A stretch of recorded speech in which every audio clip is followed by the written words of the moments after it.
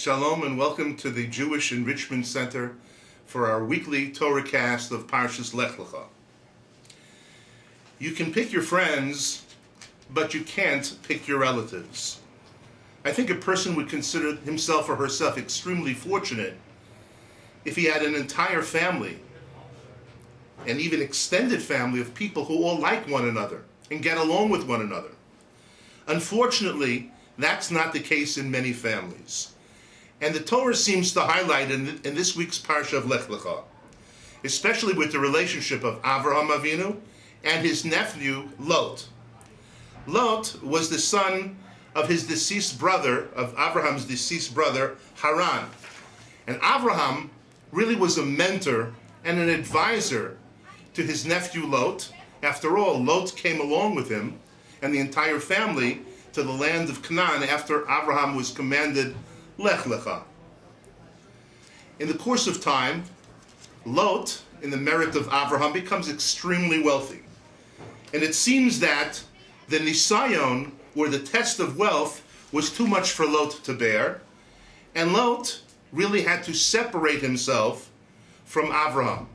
Avraham required, he said to Lot, "Hi pared na me'alai." We must separate, we're not getting along. Your ideals are not the same as my ideals. Now the question obviously must be asked, how is it that somebody who could have enjoyed the help of an Avraham Avinu, the guidance of an Avraham Avinu, was so willing to depart from where Avraham was? What was wrong with Lot? What was wrong with his upbringing? What was wrong with his nature?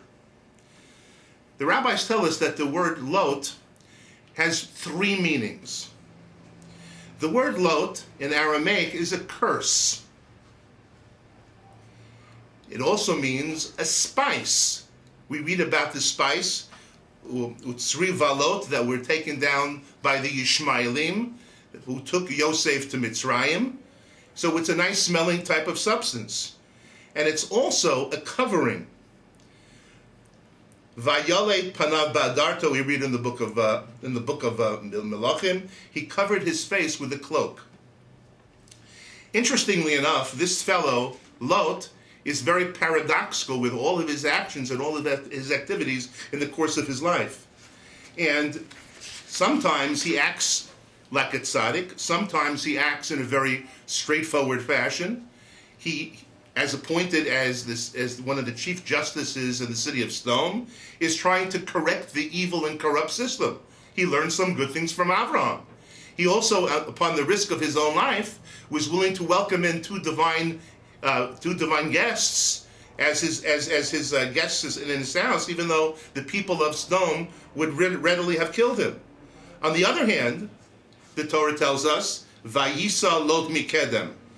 Lot traveled away from the east.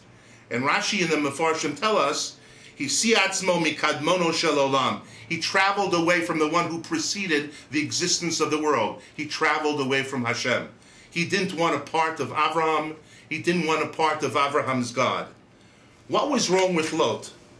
Why was he so schizophrenic, if you will? Why did he sometimes adapt what Avraham had to tell him? And why did he not follow Avraham all the way through? This is really the enigma of Avraham and Lot.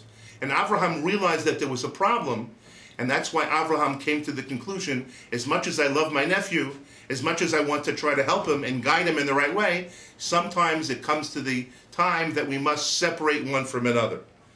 And that's what seems to be suggested in the Torah when the Torah says, Vayhi riv. There was a fight between the shepherds of Avraham and the shepherds of Lot.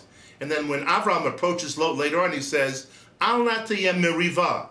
So the word for fight, riv, is changed to the feminine, meriva. The Shlach HaKadosh tells us, Avraham was suggesting, I don't want this to escalate into further fights. Just as females produce new offspring, I don't want this fight to produce more offspring. Maybe it's time that we separate one from another. There's an interesting pasuk that we read in the book of Tehillim that says, Bakesh shalom v'radfeu. We always have an obligation to seek out peace. But if peace is not at hand, then radfeu, says David HaMelech. You must chase after it. but from a distance. And my friends, if we do have friends and relatives that are a little bit questionable as far as some of the actions they take in life and the course that they want to take for themselves, we still have to try to be mikarev them and love them and help them and guide them. But if they don't want our help and they are ruining it for us and they're not letting us achieve the goals and the aspirations that Hashem has set for us, then perhaps it's time hiparedna me'alai. Sometimes we have to separate. And perhaps the separation will cause an amicable relationship and not a contentious relationship. Shabbat Shalom.